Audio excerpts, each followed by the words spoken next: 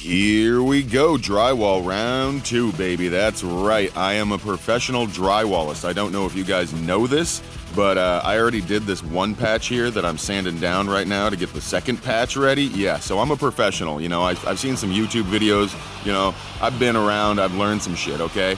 So we are doing the drywall part 2, squaring this hole up here. Yeah, I gotta get in that hole real deep like, that's what I'm talking about.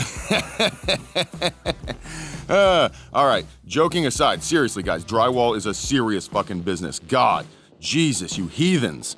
All right, tracing this shit out, doing my little California patch here because it's the only thing I know how to do right now because I haven't attempted any other drywall. But like I said, I'm a professional. You guys wanna hire me?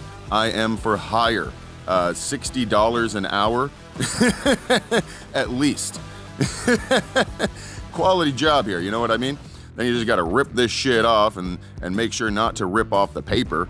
Apparently that's a lot easier than I thought it was, but you know, then we get some wood glue. No, I keep saying wood glue, wall glue. That's what I wanna call this shit. Why do we call it joint compound or whatever, or mud?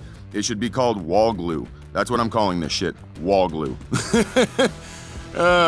Anyway, you put this fucking plug in here, you snug it all nice up in there, and yeah, squish all the squishy shit out, and then we're gonna push all the mud, the wood glue, god damn it, wall glue out of the sides, and make it as flush as we possibly can.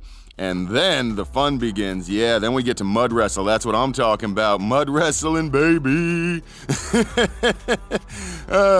Then we just slather this shit on here, and I know the trick now that you can actually sand this shit and basically start over. So it doesn't really matter what this looks like right now because I know that I'm a professional drywaller, yeah? That's right, baby, look at that. It looks a lot better than a fucking hole in the wall, I'll tell you that much. Yeah, project complete, almost.